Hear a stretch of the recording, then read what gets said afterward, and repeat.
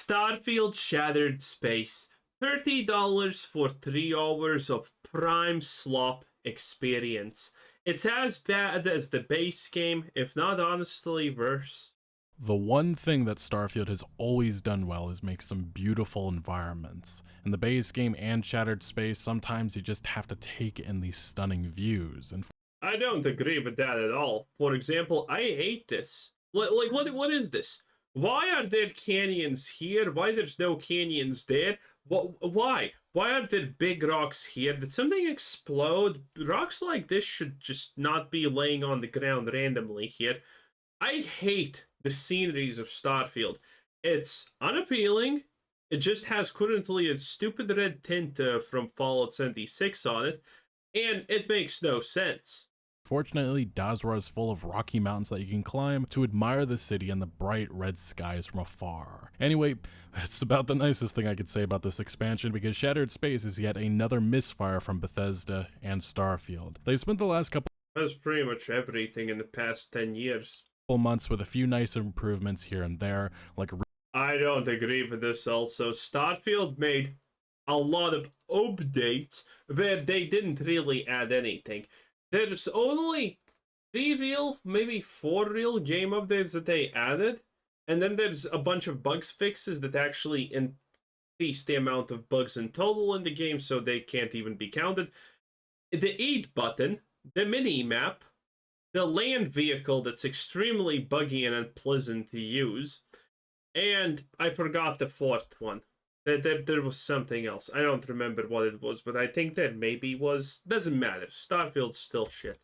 redesigning surface maps and doing what I thought was impossible and introducing an actual land vehicle that's functional. Those are good. Releasing new story content in their Creation Club paid mod store is not, especially when some of its pricing makes no $10 for 20 minutes of gameplay, by the way. So the expansion technically is pretty insane. But yeah, unreloadable bugged weapon, and yeah, that's pretty much it. It's crazy. sense and should have been an actual standalone downloadable content release, but Bethesda loves blurring those lines, it seems. Starfield as a whole is an experience that I've said multiple times over the past few months that I don't think it's aging all that well, and that is because of a variety of factors. The game doesn't have a clear identity, lore isn't interesting enough, the Starborn New Game Plus twist is unappealing, inconsistent AI and animation, procedurally generated planets are boring, the sheer amount of loading screens is frustrating, navigating the menus and really the galaxies are pain, and there's a reason people call it the loading screen simulator. the bugs. The bugs have only continued, along with other performance issues. So that's why with Shattered Space, I was somewhat optimistic about this expansion, because Bethesda is leaning into the identity of their past games of Fallout and the Elder Scrolls. You get one giant handcrafted area. Do you know how I basically knew that Bethesda is gonna fail with Shattered Space 100% guaranteed? It's very simple. For example, with a game like Diablo 4, there is a chance that the expansion could be at least decent. There is a chance. I would say Diablo 4, from an unplayable mess at the start now, is on a pretty substantial... Well, if you're completely bored, you might as well play this for like 5 minutes a day. And I think that's a major improvement. But you see, the difference is, Diablo 4 actively changed mechanics, changed the way that things function and whatnot. On the other hand, though, Starfield didn't change anything. They didn't introduce new ways that things can spawn in the world. They didn't introduce new encounters, new enemies, new weapons, new updates. They didn't introduce any of that. Which essentially means that they think that the players are wrong not liking the base game, and the base game is fine. So, whatever they do into the expansion, that just means that they're gonna continue onward the exact same way, because they already don't think that it's a problem in any way. And that solidified that Shattered Space is gonna be trash. There was no other way. Because you can't change nothing in the base game and then think that, oh yeah, the expansion's gonna save everything. No, it's not. Area to explore and do quests on. That was music to my ears, along with the fact that we were going to be getting answers for the most interesting missing faction in the base game, House Va'ruun. There are a few quests. I'll explain House Varun. They're a bunch of social dejects who are completely socially retarded. They can't properly talk, and they constantly contradict themselves with stupid things. For example, in House Varun, Mortal Kombat amongst people is fine, and you get to get their shit and whatever, I guess. And you can challenge anyone at any time, and there's literally never a reason to say no. Now, how the fuck did a civilization survive all this time with having such arbitrarily autistic rules? Don't know. Don't ask. But anyway, they do their stupid ritual, which you are introduced to instantaneously, and then a woman comes up, and this is something that someone commented, and I think it's genius, that it's a woman that comes up and says, our rituals are stupid. You shouldn't fucking do them, dipshits. You should not be killing each other's. And then the man says, yes, you're right. You're smart because you're a woman and I'm a man. Effectively like that. And then they have face tattoos that make no goddamn sense in the slightest. Did not explain why do they have face tattoos. Don't know. Why do they have these underwear-looking shits on themselves? Don't know. Don't ask. Doesn't matter. Yeah, the House Varun is just lore-wise a complete disaster. It's a mess, and I predicted that. And characters like Andreja in the base game that teased the mystery. The only reason House Varun was interesting at the very, very, very beginning of the game was very simple, actually. And that is because of one simple reason. They were mysterious because there was no lore surrounding them. That's it. That's it. The best part of Starfield's lore originally was the fact that there's a faction that we know nothing about, so there's a chance they may not be shit. That's hilarious. History surrounding this society that worships the Great Serpent, but unlike the other main factions like UNSC, Space Cowboys, and Red Raiders, there's no ability to join them or visit their home planet in the base game. Shattered Space changes that, and Todd Howard earlier this year compared this expansion to Far Harbor, which I thought was an enjoyable experience for Fallout 4. It was and that's a lie. Story-driven with a location shrouded in mystery. Sounds familiar, right? So the comparison made sense, except for the fact that the main designer of that DLC left Bethesda a number of months ago, and after playing through Shattered Space, I actually believe it's an insult to Far Harbor to compare the two, as Shattered Space sucks. It's boring, dull, and buggy. That is what I would define this expansion as. I'm actually shocked at how lackluster this expansion is, not just in terms of quality, but the amount of content, especially for the asking price of $30. We've seen other dev teams do so much more asking for far less. Even past Bethesda, I would argue, is an example of this. Completing the main questline of Shattered Space took me under 5 hours, and the exploration of Dazra and Oh, that's pretty long. Most people complete it in 3 to 4 hours. completing other side quests takes it to around 12 to 15 hours of new content. There's Oh wow, he really did not rush. 10 hours is the average people have to play to do all of the content in the DLC. Literally all.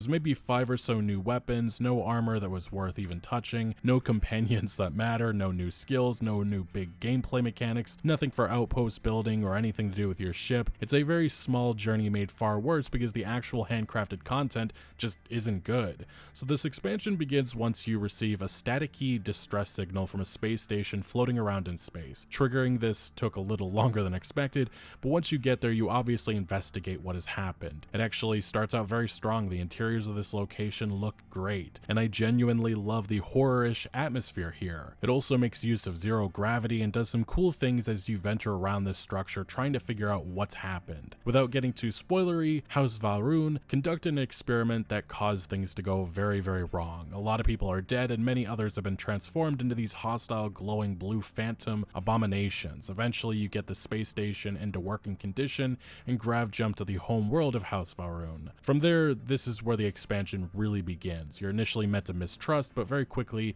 you're deciding the fate of the inhabitants. Let me explain how stupid this is, and it gets stupider than, oh, you're instantaneously distrusted, but very quickly you decide the future of people you don't even know. If that's not classic Bethesda right there, honestly. House Maroon is a bunch of freaking zealots who kill people who do not adhere to their beliefs. They literally have groups of zealots. House Maroon should not exist. They should have, one, shot you on goddamn sight, considering raiders already exist here and pirates exist here. They should have shot you on sight, no questions asked. Two, the zealots should be in charge, because you know where zealots actually start their crusade? Where they're formed. The first place that's gonna get executed is the place the zealots originate from, because that's home base and there's not gonna be a lot of non-zealotry if you're zealots. Okay? This expansion, this story, House Maroon just makes no goddamn sense. Of Dazra, because indeed we are again Space Jesus. There's 3 different houses which are currently ruling over Dazra, as the speaker or leader of the society is missing, and as you might expect, each of these houses have issues that we have to solve. None of them have any defining characteristics, so often I found myself confused about who is who. This is further a problem. Yeah, they're just random houses. That's kind of it. There's nothing. Because the writing of these characters is so fucking boring and bland. I swear I almost fell asleep talking to the old guy Lothkey or whatever his name was, because he just kept going on and on with the most flavorless dialogue created. All over this expansion you have this issue in which characters just don't shut up or get to the point. It's almost like Bethesda thought more dialogue means better, which it does not. Now, once this is something I said as a complaint originally in Starfield, by the way, that there's too much dialogue. And obviously idiots don't understand what too much dialogue means, but it's the most simplest thing ever. There's just too much useless dialogue in the game. You don't want to listen to people speak because 75% of whatever the fuck they're saying is just useless jibber jabber. They're just yapping for the sake of yapping. It doesn't further the text along, it doesn't further the conversation, it doesn't do anything. It's just a bunch of filler for no reason, so you just want to mash through the dialogue as fast as possible. There's too much dialogue in this game, and it's useless. Once you complete these single quest lines for... In Fallout, for example, New Vegas, or even in Fallout 4, I didn't skip dialogue. Maybe I sometimes read the last words before the NPC said them and then clicked onward, but I did not skip dialogue because dialogue was interesting, it was concrete, it actually had a place and reason for existing in the first place. You know what's happening. Here, it's just shit. Each of these houses, you get about another hour or 2 of main story, which takes you to the heart of the capital and uncovering what exactly went wrong. There's a cartoonishly evil twist that I saw coming from 1,000 miles away with the illusion of a choice, and then suddenly you're Space Jesus deciding who should rule this society and what they should do next. From what I gathered, it doesn't appear anything really matters with the wider base game. By the way, that's also so stupid. Okay, you're Space Jesus that gets to decide what the society does. So you get to decide which house leads and what they do next. What's the point? What's the point of deciding which house does any leads if they're all the same and if a house doesn't have an actual agenda that they want to pursue? What is the point of that? Well, don't ask me, boys. I don't know. It's just that stupid. You should either be Space Jesus who tells everyone what they need to do, or you choose a house that actually does things, because that house has an agenda that you agree with. It can't be both, because it's useless. They do set up some things that maybe one day they explore, but right now it's nothing. From what I remembered, Nick Valentine in Fallout 4 as a companion in Far Harbor was huge, as he had a connection to that story and characters, so I'd assumed Dazra and her House Varun past would matter, but it doesn't no, at all. She'll add a couple remarks here and there, but nothing more or less than other companions, which is disappointing, and a bit confusing, as you would think there would be maybe a new quest line or something of substance talking about her past, but there's... So this is an interesting comparison to the original Starfield, because this is how original Starfield was. You start the game and you instantaneously get shoved off with what's her face? I forgot her name. The girl in the red jacket. And you need to go find the first fragment of the no one cares thing, right? And they make it out so that, oh my god, having the right companion at the right moment is gonna change everything. It's gonna change how quests work, it's gonna change the main story, and so on, because they have unique interactions. Turns out, no. After that moment where you need to go with, what's her stupid name? I forgot. I'm completely spacing out. But yeah, the moment you get the first fragment, that's it. There's no more unique dialogues. There's nothing. There's nothing to be found here. Now, exploring Dazra is fine. The city itself is gorgeous. Architecture of this location stands out from the base. The architecture of this location does not stand out in the slightest. There's a roaring brazier out here. For what reason, don't know. Considering they have lamps everywhere. Like, this settlement makes no sense. Brazier, lamp. Brazier, lamp. Lamp. Lamp. Brazier, lamps. Well, why? And in some places, there's braziers, lamps, plus fucking candles. Also, considering this looks like a goddamn rock, inhabitable rock, how the hell does this place have oxygen? It just looks like an inhabited rock. Base game cities, and the surface maps work to great effect here. You wander around and can pick up side quests by listening to conversation, talking to people. Unfortunately, there's only maybe 2 or 3 side quests that really have some legs to it or I consider worth it. One involving a political conspiracy that has you collecting evidence and following leads, another in which you have to take care of a phantom haunting an abandoned orphanage that actually makes use of the new environmental changes made to Dazra. It also holds once the gravity fields, it doesn't matter. Holds a secret emotional tie to a previous side quest involving a grandfather suffering from, I believe, dementia. That was genuinely fantastic. Not much of this here, but an example of writing that really pays off if you pay attention. But the rest of the side quests is, well, it's fetch quests. You can act as a courier, collecting samples for scientists, steal back ancient family heirlooms. There's a lot of that. Exploring the surroundings of Dazra is pretty underwhelming though. Bethesda hyped up these handcrafted locations, but much of the map is made up of nameless raiders or phantoms controlling an outpost and you clearing it out. In between these locations is tons of empty space, with there not being any unique encounters or really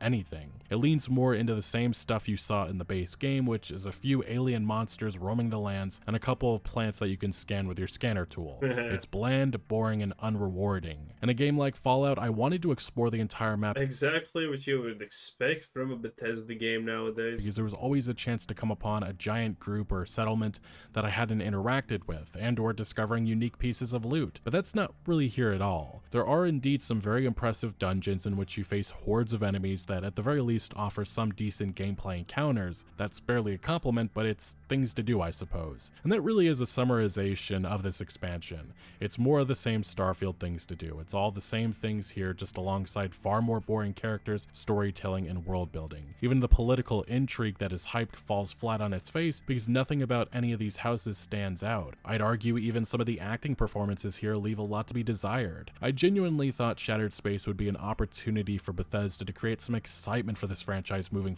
Oh, it was an opportunity, but Bethesda decided to not use it. Forward. A chance to turn things on their head with one of the most interesting, mysterious, unexplored parts of the base game.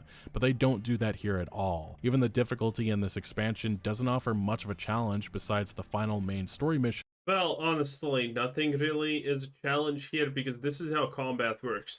You either kill something in 2 hits, or it needs 50 hits, but you're gonna stagger it pretty much instantaneously and it's never gonna be a threat. Which is genuinely pretty great from a pure gameplay standpoint. But the phantoms you face, they can teleport around and have a bit more health. The zealots, just raiders. The redeemed, strong melee warriors that storm your position. The vortex monsters, pretty much the same aliens in the base game except they come from a different dimension. And by the way, this was a selling point, but that Bethesda marketed here. Oh, there's gonna be a lot of enemies that want to fight you in melee, so you're gonna have to be on your toes. Shut the fuck up. Spawn right next to you sometimes. Even the technical issues of the base game continue here. There was one massive visual bug that happened when Dazra scientists were conducting an experiment in the middle of the city that had me confused until the game glitched to how it was supposed to be. Facial animations on some characters again just look extremely wooden and inauthentic with their expressions. Dude, the tattoos are just so stupid. Literally, imagine You're like, oh, we need to make this unique group of people. Well, first, let's make them obviously autistic, probably slightly inbred, and completely neurologically divergent, and let's add tattoos on the face. Why on the face? Because the face is the only visible part in this game. So it can only be on the face. What is the point of these tattoos? Don't know. Neither does Bethesda. They literally just did the most versed oldest trope out there, added tattoos because tattoos. A couple of times enemies just would not trigger at all, so broken, inconsistent AI. There was also constant FPS drops when leaving or entering into Dazra City, with a couple of crashes alongside that. All of this on an Xbox Series X performance mode that's supposed to be running at 60 FPS, but often felt like it was running at 20 when you were out in the open world. Gamebryo, Creation Engine 2.0, go vroom. I would have loved to have been a fly on a wall when Bethesda was developing this expansion, because I'm puzzled on how you botch this premise so badly. Mysterious religious cult that is fractured after a disaster, with their surviving houses vying for power. On paper that sounds promising, but ultimately what we— Yeah, promising 100 times done, but that doesn't matter. I'll do it 101 times if they do it right. But there you go. You get nothing out of it because everything's just bland. we got was a poor man's imitation. But I mean, what are you gonna honestly do? You're a woke company that needs to create 3 separate factions? How the fuck do you even do that? Because every human is the same. Don't you know? Every human is the same, except white people. They're kind of bad. But every human is the same. You can't make factions that are different. You're woke. It's not allowed. Of older Bethesda experiences. The city of Dazra, while standing out from New Atlantis, Omega, and Cowboy Town, it still lacks with the interactivity and immersive nature that we've become accustomed to from other modern AAA RPG. God, it's such a shit show. Again, none of these buildings make any sense. Also, why is there a container here? Why? It's seemingly the city square or whatever, and there's just this random container here.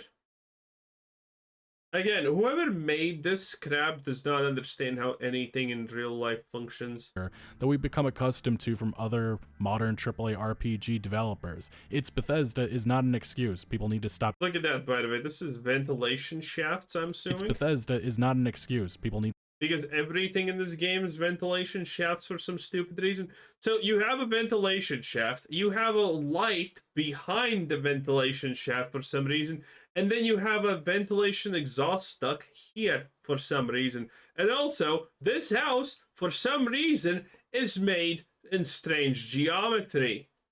God damn it. Why? Need to stop using that. And this was a problem in the base game, and doesn't it all get addressed here? Bethesda's marketing for this expansion claims that you can immerse yourself in the dark and complex world of House Va'ruun, except there is nothing dark or complex about this faction. It's as surface level as it gets, and you only see any darkness, and maybe the intro mission and one other. That's the extent of the horror vibe.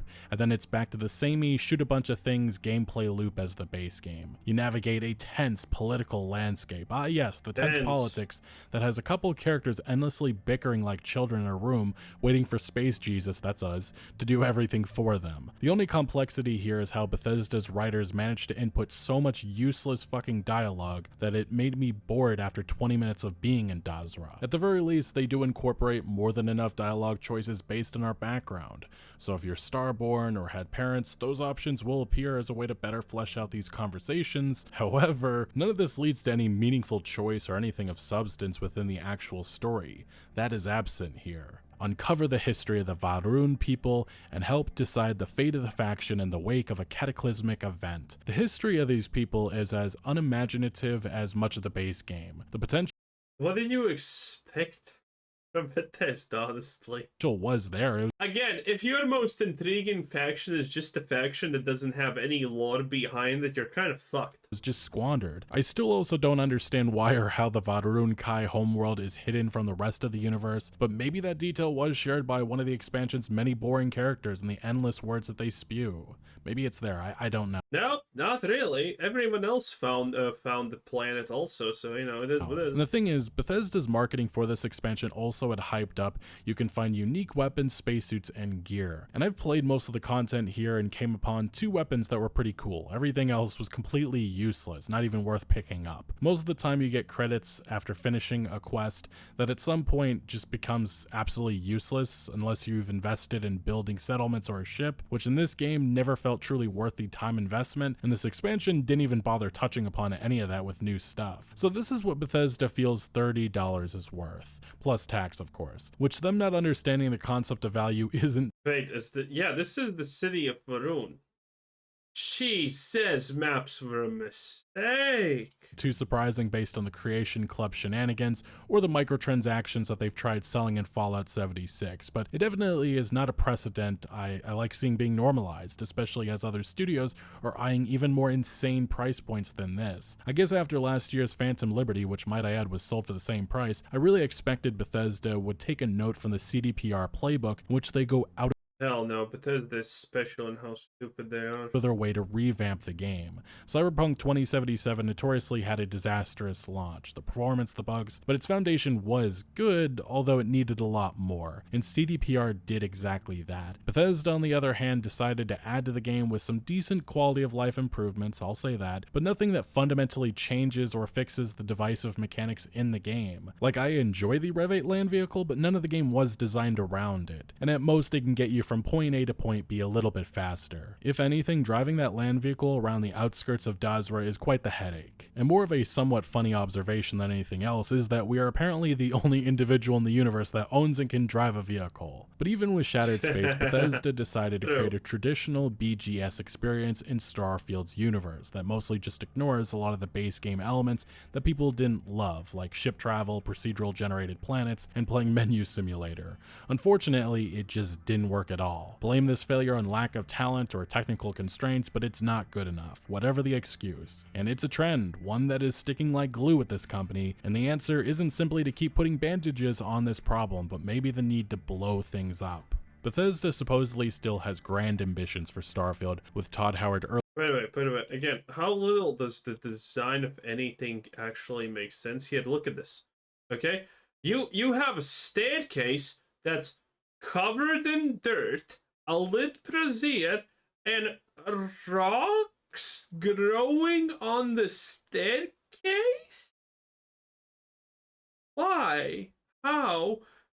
Boxes that are neatly stacked here. How does any of this make sense? The only way that rock can... Okay, there's no way rock can just grow on stairs. Okay, but not in the Acolyte, where rock is flammable and probably growable in a tube.